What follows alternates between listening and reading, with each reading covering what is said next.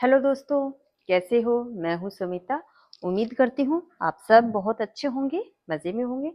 आज की क्लास हम स्टार्ट करते हैं और आज हम सीखेंगे पैंट की ड्राफ्टिंग, वो भी हाफ बेल्ट हाफ इलास्टिक के साथ में। आपको देखो, हमारी किसी भी गारमेंट को बनाने के लिए कुछ रूल्स होते हैं, मैं हर बार बताती हूँ। सबसे पहले डिजाइन हमारी तय हो चुकी है, हमें पैंट बनानी है। आगे की साइड में हमारा बेल्ट रहेगा, 2 पॉकेट रहेंगी, पीछे की साइड में इलास्टिक रहेगा। इसके अकॉर्डिंग हमें क्या क्या मेजरमेंट चाहिए वो हम देख लेते हैं। पैंट के लिए आपके पास मेजरमेंट होने चाहिए। सबसे पहले लेंथ, आपकी जो भी हो वो लेंथ, बेल्ट, हिप, थाई का मेजरमेंट और बॉटम, ये कुछ 4-5 आपको मेजरमेंट पता होना चाहिए पैंट की कटिंग करने से पहले। इसके बाद में हम प्रिंट देखते हैं। अगर हम लेडीज गारमेंट पे काम कर रहे हैं तो आपको प्रिंट जरूर देखना चाहिए। 1 वे प्रिंट है, 2 वे प्रिंट है या मिक्स प्रिंट है, उसके अकॉर्डिंग हम कटिंग करेंगे। फोल्डिंग, फोल्डिंग एक इंपॉर्टेंट टॉपिक होता है। उसके लिए आपको पता होना चाहिए कि मैं कम से कम कपड़े का वेस्टेज करते हुए किस तरीके से हम अपना गारमेंट कटिंग कर सकते हैं। आपको करना क्या है फोल्डिंग के लिए, ये किनारी वाली साइड है, ये किनारी वाली साइड है, इसको यहाँ से फोल्ड किया और यहाँ से एक बार सेंटर से फोल्ड किया। कुछ इस तरीके से आपको कपड़े की फोल्डिंग करनी है। ऊपर की साइड में आपका सिंगल फोल्ड होना चाहिए, अपोजिट साइड में आपका डबल फोल्ड होना चाहिए। आप जहां से कटिंग कर रहे हो मार्किंग लाइन, जैसे ये वाली लाइन है, ये आपकी ओपन साइड होनी चाहिए। जब भी हम कटिंग करेंगे किनारे को छोड़ेंगे और एक स्ट्रेटिंग लास्ट वाला नियम, सीधी लाइन बना के उस कपड़े का तिरछापन हम हटाएंगे। इस तरीके से पांचों नियमों को फॉलो करते हुए हमें कटिंग करनी है। अब यहाँ पे हम पैंट की ड्राफ्टिंग देखते हैं। पिछले क्लास में हमने प्लाजो की ड्राफ्टिंग देखी थी, प्लाजो पैंट की। उसी के अकॉर्डिंग सेम सिमिलर डिट्टो वैसे ही हमारी यहाँ पे पैंट होती है।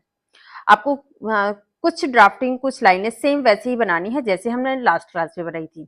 जैसे कि ये सबसे पहले ये नीचे वाली लाइन जो हमारी कपड़े को फोल्ड करने के बाद यहाँ से जो स्ट्रेटिंग बनाते हैं हम, वो वाली लाइन है। उसके बाद में ये फोल्डिंग है, बॉटम फोल्डिंग है ये, और यहाँ पे आपकी फुल लेंथ आ जाएगी। फुल लेंथ के बाद में यहाँ पे ये जो लाइन आएगी ये आपकी हिप रहेगी बीच में, और ये आपकी बेल्ट लाइन है। ये 0 रहेगा, ये आपका 10, 11 या 12 इनमें से कोई भी, इनके आसपास कुछ भी हो सकता है। आपका आसन रहेगा, आसन वाली लाइन रहेगी।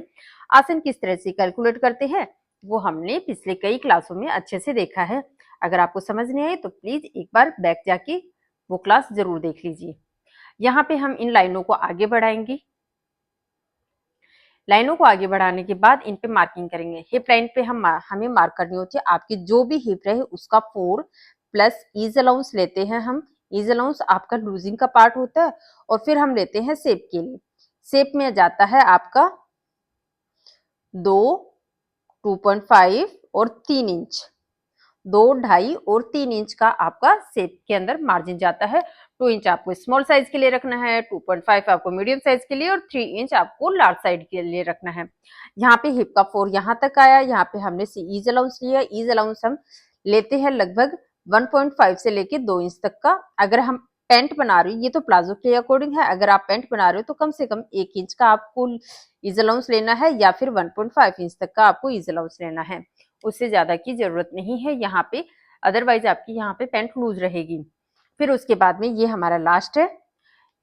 इस लाइन पे जो हमारी बेल्ट की लाइन है, यहाँ पे हमें मार्क करना है बेल्ट का 4 प्लस 2 इंच। 1 इंच यहाँ पे डार्ट के लिए होता है और 1 इंच हमारा सीम अलाउंस होता है। जो भी आएगा उसको इसके साथ में मैच करेंगे। जो हिप लाइन का सेंटर में पॉइंट बना ईज अलाउंस लेने के बाद, ईज अलाउंस लेने के बाद जो भी मार्क आया वहां पे हम ये लाइन बिल्कुल स्ट्रेट मिलाएंगे और यहाँ पे हल्की सी हम आसन की शेप देंगे। ओके, आपके फ्रंट पार्ट की लगभग मार्किंग कंप्लीट हो चुकी है। अभी हमें नीचे की साइड में मार्किंग करनी है। तो ये जो टोटल आया है आपका हिप लाइन का, उसका सेंटर निकालना है और एक सेंटर लाइन बनानी है। ये आपकी पैंट के लिए कंपलसरी होता है, ये सेंटर लाइन बनाना। इस सेंटर लाइन ये आपकी क्रीज बनती है और इसी के आसपास दोनों साइड में आपकी पैंट का वॉल्यूम बराबर होता है। यहाँ पे आपको बॉटम का 4 इधर और बॉटम का 4, यानी कि टोटल बॉटम का हाफ यहाँ पे सेट करना होता है। जैसे आपकी बॉटम लगभग 8 या 10 इंच की है तो यहाँ पे 4 इंच इधर और 4 इंच इधर, टोटल 8 हो गए। अगर आपकी बॉटम 10 इंच है तो 5 इधर और 5 इधर, टोटल हो गया 10 इंच। आपको यहाँ पे कोई मार्जिन एड ऑन नहीं करना, सेम टू सेम जैसे यहाँ पे ये पॉइंट बन गए हैं। इन दोनों पॉइंट को आपको लेग कर्व स्केल की हेल्प से और कुछ इस तरीके से पोजीशन देख लीजिए, हमें यहाँ से इस तरीके से रखते हुए और एक शेप बनानी होती है। ये हमारी लेग कर्व स्केल से ये शेप साइड वाली बनेगी, ये हमारी साइड की शेप है, और ऐसे ही इधर की साइड की शेप ये वाली है। दोनों साइड में आपको इस लेग कर्व स्केल को कुछ इसी पोजीशन में रखना है। यहाँ पे मैंने इस स्केल का एक मिनिएचर बना रखा है जिससे कि हमारे लिए मार्किंग करना आसान रहे। नीचे की फोल्डिंग वाले पार्ट को भी आपको एक्सटेंड करना होता है, और इसी के साथ आपकी लगभग पैंट की मार्किंग कंप्लीट हो गई। अगर हम यहाँ पे फुल इलास्टिक वाला बनाते तो ऊपर की साइड से 2 इंच एक्स्ट्रा लेते, पर हमें फुल इलास्टिक नहीं बनाना, बेल्ट के साथ में कन्वर्ट करना है। एक बार इसका अब यहाँ पे समझ लेते हैं कि आपको क्या चेंज करना चाहिए। जो हमारा full elastic half belt half elastic वाली पैंट होती है ना, उसके अंदर हम ज्यादातर अपने बेल्ट की साइज वो रखते हैं जितना चौड़ा आपका इलास्टिक होता है। जैसे इलास्टिक 1 इंच का है या 1.25 इंच का है, ये इलास्टिक मेरा 1.25 इंच का है, यानी कि 1.25 इंच का इलास्टिक है ये वाला। तो अगर मुझे ये इलास्टिक लगाना है तो बेल्ट भी मुझे 1.25 इंच का चूज करना है। अगर मुझे 1 इंच का इलास्टिक लगा रही हूँ तो बेल्ट भी कोशिश करनी है 1 इंच का रहे, ताकि फ्रंट और बैक दोनों साइड से यूनिफॉर्मिटी बनी रही। अब आपको यहाँ से माइनस करना होता है, क्योंकि देखिए ये वाली लाइन हमारी जीरो लाइन है, यहाँ से हमारी लेंथ स्टार्ट होती है। अब बेल्ट लगेगा यहीं पे आएगा, तो इसके लिए आपको क्या प्लस और क्या माइनस करना है ये सबसे ज्यादा इंपॉर्टेंट है। आपको फुल लेंथ में से माइनस करना है बेल्ट को, कितना चौड़ा बेल्ट आप लगा रहे हो ये आपका तय करता है इलास्टिक के अमाउंट पे। वो बेल्ट की साइज को हम आपको माइनस करेंगे, प्लस करेंगे हम 1/2 इंच सिलाई का मार्जिन। ऐसे ये आधा इंच है, ये हमारा सीम अलाउंस है। फॉर एग्जाम्पल अगर हम यहाँ पे 1.25 इंच का इलास्टिक माइनस कर रहे हैं, 1.25 इंच का ये इलास्टिक, ये वाला इलास्टिक हम लगा रहे हैं 1.25 इंच का है जो, अगर इसको मैं माइनस कर रही हूं तो ये 1.25 इंच माइनस किया बेल्ट प्लस 1/2 इंच किया। अब मुझे ये जो लाइन है ये मेरी लाइन यहाँ पे आनी चाहिए, इससे नीचे इतना आना चाहिए, और यहां से मुझे कटिंग करनी है।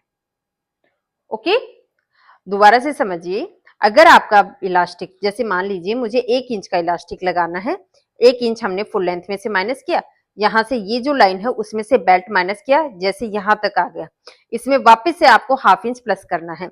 मेरी एक बार बेल्ट की लाइन ये वाली है, ये लाइन जो पेंसिल से मैंने ड्रॉ की है ये हमारी बेल्ट की लाइन है, पर हमें यहाँ पे सिलाई का मार्जिन भी लेना है, तो इससे 1/2 इंच एक्स्ट्रा एड ऑन करते हुए यहां से आपको कटिंग करना है। ये आपकी बेल्ट की लाइन बनेगी। पहले आपको इलास्टिक या बेल्ट जितना लगाना है वो लाइन बनाइए, उसके बाद में 1/2 इंच ऊपर उसका मार्जिन लेके एक लाइन बनानी है। बस इतना सा चेंज करना है आपको बेल्ट लगाने के लिए। और साथ में जो आपका बेल्ट का 4 है प्लस 2 इंच लिया, यहाँ पे 2 इंच, इसमें से 1 इंच है आपके लिए डार्ट का, जो कि इस लाइन पे, जो हमारी ये सेंटर लाइन है, यहाँ पे आपको डार्ट डालनी होती है। और ये डार्ट की अमाउंट 4, 5 और है। डार्ट होती है 4, 4.5 और 5 इंच की। ये भी स्मॉल, लार्ज और मीडियम की साइज पे होती है। ये 4 इंच की लंबी डार्ट आपको स्मॉल साइज पे डालनी है, 4.5 की आपको मीडियम पे, और 5 इंच की डार्ट आपको डालनी है लार्ज साइज में। और 1 इंच की चौड़ाई में रहेगी ये डार्ट, और कुछ इस तरीके से इसी लाइन पे ये डायगोनल आपकी डार्ट डलेगी।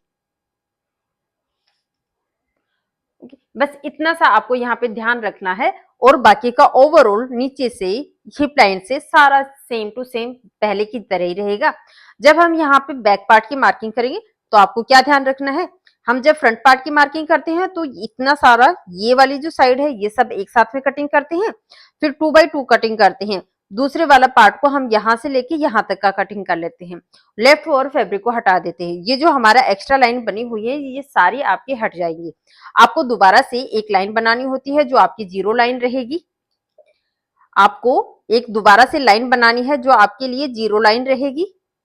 यहाँ पे जो लाइन आएगी वो हमारी जीरो लाइन है।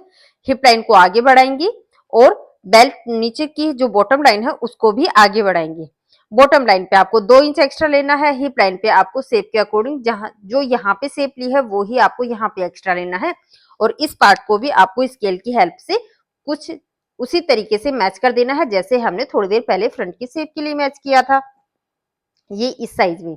अब यहाँ पे जो पॉइंट बना है इसको बिल्कुल 90 डिग्री का एंगल बनाते हुए ऊपर तक की एक सीधी लाइन बनानी है।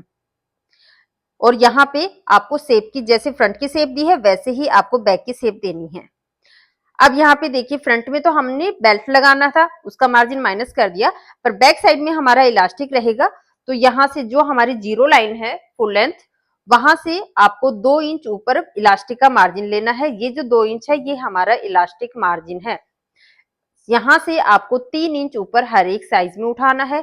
जैसे ही आपकी लार्ज साइज रहे आप ये 3.5 इंच तक भी कर सकते हो, और इसको कुछ इस तरीके से मैच करना है। और इसी के साथ आपकी बैक पार्ट की भी मार्किंग कंप्लीट हो जाती है। फ्रंट और बैक उम्मीद करती हूँ दोनों समझ में आया होगा। जो लेफ्ट ओवर फैब्रिक है उसको हटाने के बाद में अब यहाँ से हम बैक पार्ट की मार्क कटिंग कर लेंगे। ओके, अब हमें लगानी है यहाँ पे पॉकेट। पॉकेट लगाने के लिए हम कलर बदल लेते हैं एक बार, जैसे कि इस कलर से करते हैं। पॉकेट हमारी, ये जो हमारी बेल्ट वाली लाइन है, यहां से आपको 2 इंच इधर की साइड में एक लाइन बनानी है, और ये लाइन बनानी है ऊपर जीरो लाइन है जो आपकी, वहां से लगभग 5 इंच, 5.5 इंच नीचे आपको एक लाइन बनानी है।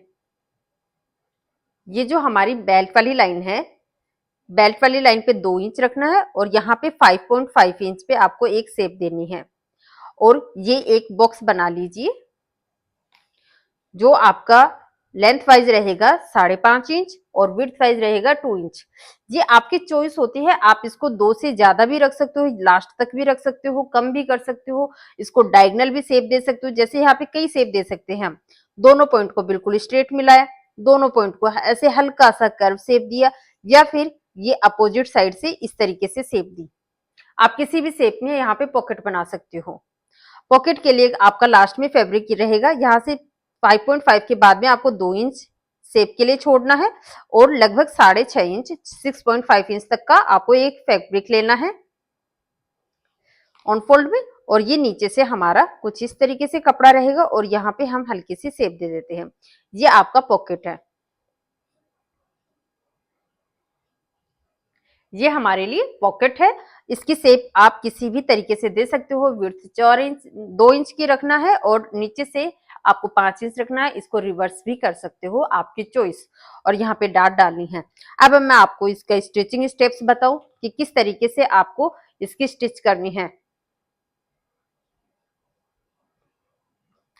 पहले वाले प्लाजो में जिसमें ओवरऑल इलास्टिक लगता है, उसमें हम सबसे पहले पॉकेट लगाते हैं, उसके बाद में आगे का काम करते हैं। यहाँ पे कुछ चेंज होता है। सबसे पहले स्टेप में आता है आसन को अटैच करना या क्रॉस को स्टिच करना। फ्रंट एंड बैक दोनों अलग अलग, फ्रंट भी और बैक की। बैक पार्ट बैक के साथ में अटैच होगा, फ्रंट पार्ट फ्रंट के साथ में अटैच होगा। क्रॉस अटैच होने के बाद आपको फ्रंट पार्ट पे पॉकेट अटैच करनी है, और पॉकेट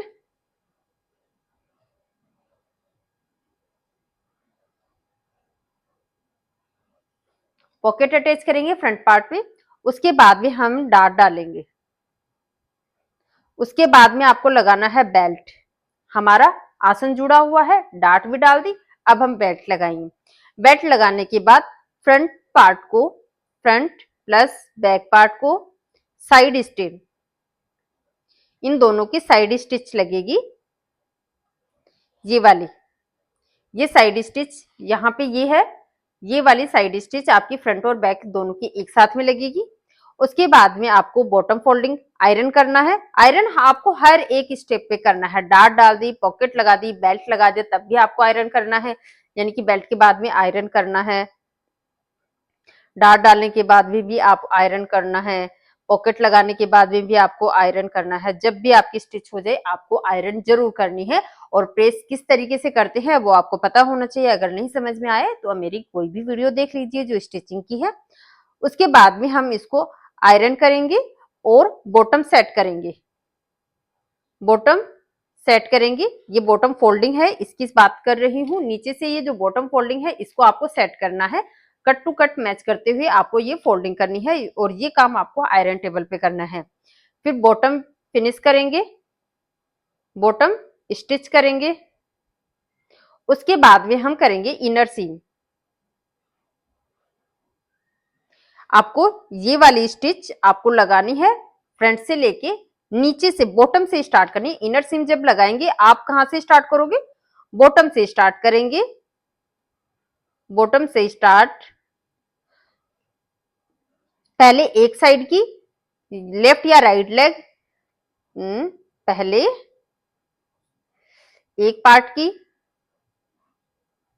फिर उसके बाद में देन होगा सेकंड पार्ट की। दोबारा से आपको बॉटम से स्टार्ट करनी है। जैसे हमारी जो पैंट होती है कुछ इस तरीके की आपकी इसका लुक रहेगा, ये वाला।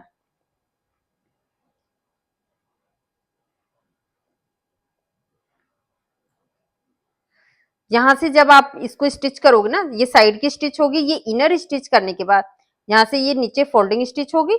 इनर की सीम आपको कैसे करनी है, यहां से स्टार्ट करना है। यहां से आपको इनर सीम यहां से स्टार्ट करते हुए इधर आना है, रुक जाना है, इधर की साइड भी उतर जाना है। फिर यहां से वापस से स्टार्ट करना है और आसन को क्रॉस करते हुए वापस से इस साइड में आना है। तो एक पैर पे आपकी डबल स्टिच हो गई। फिर दोबारा से आपको यहां से स्टार्ट करते हुए इधर की साइड में आना है। इस प्रकार आपकी दोनों लेग पे डबल स्टिच हो जाएगी। इनर हमेशा डबल स्टिच होती है, पहले पार्ट की और सेकंड पार्ट की, और ये होती है डबल स्टिच।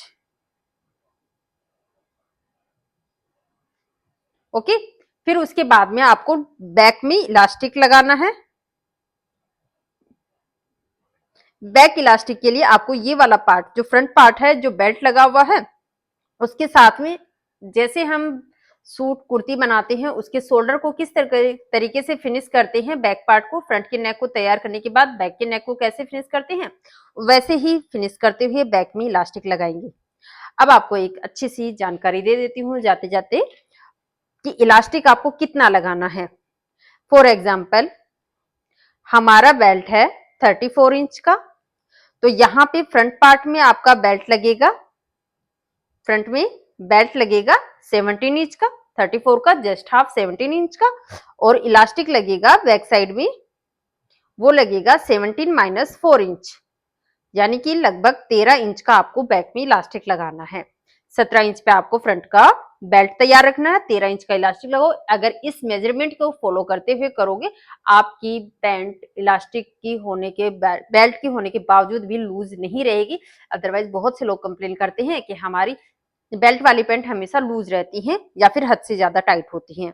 आपको हमेशा क्या करना है, जो भी आपका फुल बेल्ट है उसमें से 7 आगे का बेल्ट निकाल दीजिए, पीछे का इलास्टिक के लिए आपको 4 इंच कम कर देना है, आपका बैक इलास्टिक आ जाएगा। उम्मीद करती हूँ आपको ये सारी बातें अच्छे से समझ में आई होंगी। अगर कहीं पे कोई भी डाउट है या मैंने कुछ भी मिसप्लेस तरीके से आपको समझाया है तो आप मुझे कमेंट में बता दीजिए। कहीं पे गलती हो गई हो तो माफ कीजिए। आगे बढ़िए, सीखते हैं और सिखाने के लिए हमेशा तैयार रहिए। यहाँ तक साथ देने के लिए आप लोगों का तहे दिल से शुक्रिया। अच्छा लगे तो लाइक और हाइप जरूर कीजिए। मिलते हैं अगले वीडियो में और सीखते हैं कुछ नया। Thank you.